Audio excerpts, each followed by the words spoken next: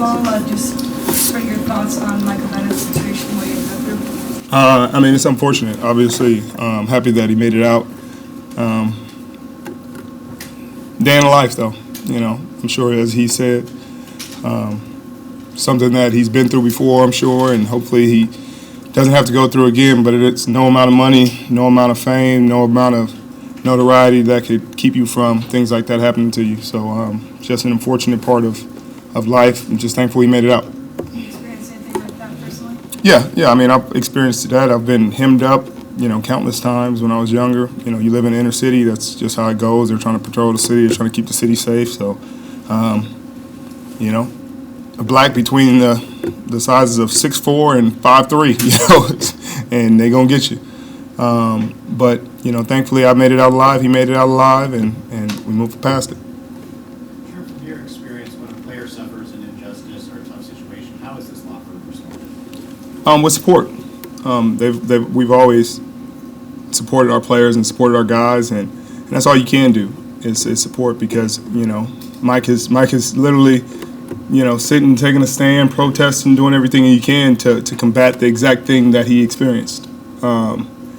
And people are so worried about him sitting down during the national anthem that they completely miss that message a lot of times. They want to be more angry at the action than the message, and that's an unfortunate part of the world we live in nowadays. I wish that people would take it for what it is and make a difference and go out there and try to combat against racism, fascism, unnecessary violence. A guy being discriminated against. He was doing nothing wrong. I mean, you can't go outside, you can't be out, you can't do this. What can you do? So hopefully people will start to do the necessary things that it takes to make a change. Do you think more teammates might join in the protest? I'm not sure.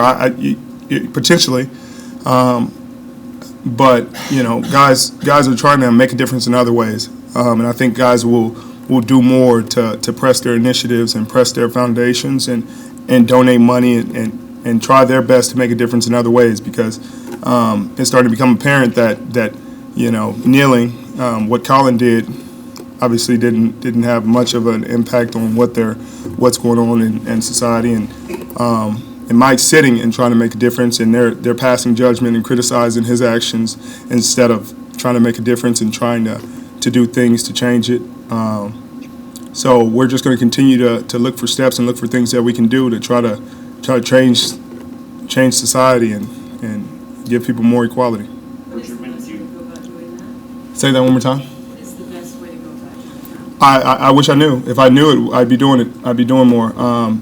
Giving money to different causes, and that's everything. That's giving more money to the police department so that they can have more people. They can better educate their officers. Giving money to the people who've dealt with this violence, who've lost sons and fathers and mothers to this violence, and try to help them. But I have no idea, honestly. If I knew, I promise you, I'd be doing as much of that as I could. You initially disagreed with Colin first. Given everything that's happened, and a year later, do you have any different thoughts on that, or I didn't disagree with him. I disagreed with the action, not the message. Right. I guess the action. Have your thoughts changed on the action? No, it hasn't. But mostly because of this reason. For this reason, and it's because people aren't even getting the point. He's going out there and making a stand, and people are, you might as well just be saying blah blah blah blah blah, because people are just seeing you kneel during the national anthem, and they're taking that and closing their ears, and that's unfortunate. People see the action and then close their ears. The rest is ignorance to them, and I wish that would change. I think his intent was pure. His heart was pure. He was trying to do the right thing, but in our society, you got to find the right way to do the right thing so people don't close their ears, and that's what we're trying to do. What effect does Mike's incident have on a lot of people? Honestly, a lot of guys have dealt with this throughout their lives, so we're just happy that he's alive. It's obviously brought awareness to the outside world, but for us, it's something that a lot of these guys have dealt with, throughout most of their lives. Just going out in everyday society. It's going to happen to you at least once or twice in your life, and maybe more.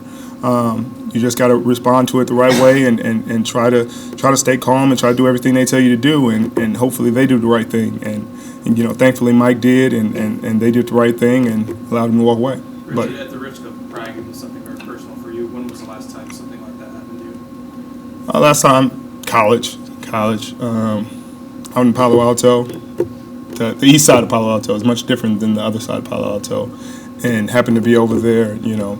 Actually going to get some Jamaican food because they got good Jamaican food over there, and just got hemmed up, wrong place, wrong time. That I think there was a shooting not too far from where we were, and looked like the suspect. Had dreadlocks, around I guess my build, but they let me go.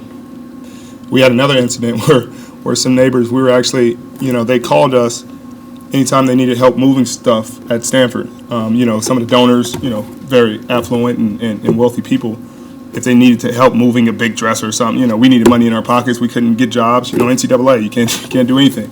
But they give us $50 or so. So we went over there. So I got there first, and it's a neighborhood I'd never been to before, and the house was the driveway was really long. So I'm kind of looking around, kind of driving slowly through the neighborhood, and I finally found it, and I drove into the neighborhood. And, knock on the door, I introduce myself, meet the guy, we're sitting there waiting for my teammates, and we come outside to a hard knock, and it's the police out the door, and, guns drawn, and luckily he comes first, he came to the door first, because, who knows what happens, and he's like, what's going on? And they're like, hands up, get out, and is there anybody else in the house? And I'm right behind him, so I come out, hands up, I've done nothing wrong, but apparently the neighbors called the police because I looked suspicious, and they didn't think they thought I was robbing the place. So they came with 9 police cars, dogs, everything. the guy that owned the place was like apologizing, but he didn't do anything wrong. Is it any harder to concentrate on football at all with all this stuff kind of going on these days? I mean, like I said, it's going on your whole life. I mean, it's something we've always dealt with. I think it's becoming more prevalent to the public, and people are starting to see it more, with all these camera phones and Mike bringing it to light, and people are starting to see more and more of it. So I guess it's something that's always been there, though.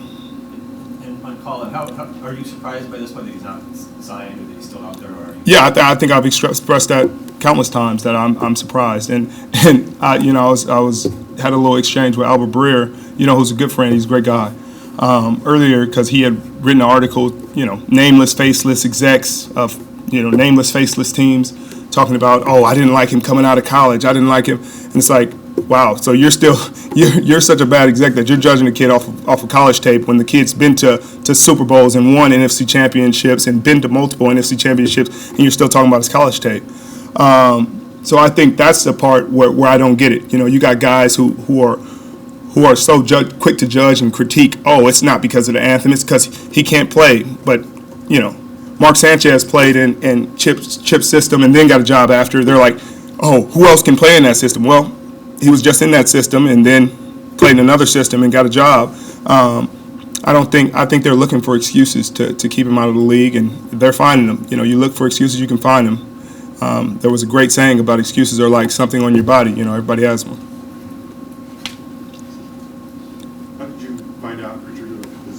Just today, or did Mike share?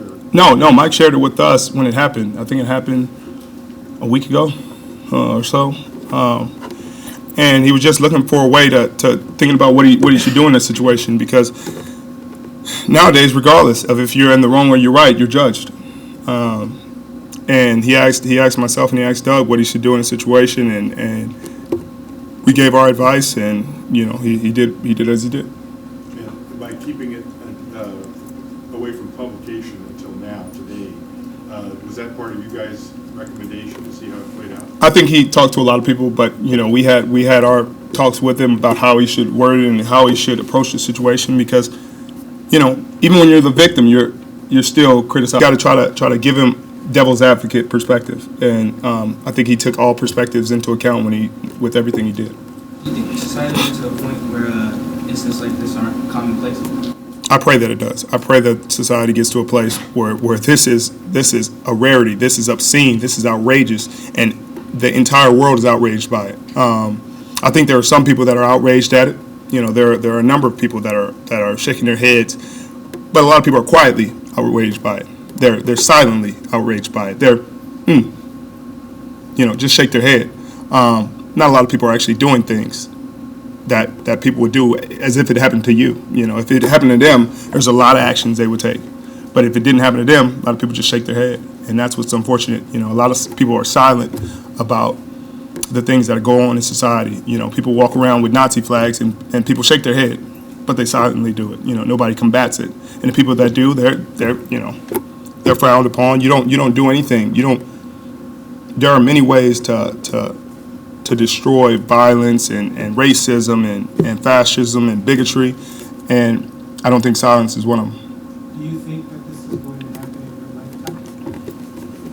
lifetime? I pray it does, but I'm sure all good people hope for this. I hope that my kids don't have to deal with it, but I will make them aware of it. Mike mentioned victims of these shootings that haven't had the opportunity to speak afterwards. How important? Say that one more time. Mike mentioned victims of other police shootings who were killed and weren't able to speak in incidents with police, I should say. How important was it for Mike to come up and acknowledge what happened, say what happened, tell the whole world about it? I think it was incredibly important because I think there's a sentiment that goes around that it doesn't happen. You're rich, you're wealthy, you're famous, you have notoriety. There's no way it happens to you, and it does. And it does, and it's I guess it's nobody's fault. It's poor training for some. Every individual is different because I've met great officers. You meet, you have good conversations with. I've gotten tickets and walked away with a smile. It's like, oh, that's a great guy. It sucks that I got a ticket, but and then you have incidents where you run into people that you keep your wits about you. You keep everything. You keep your hands visible. Certain people, I don't know if it's bad training or if it's something that went on in their childhood or what it is. But every situation's different. Every individual is different. But something needs to change.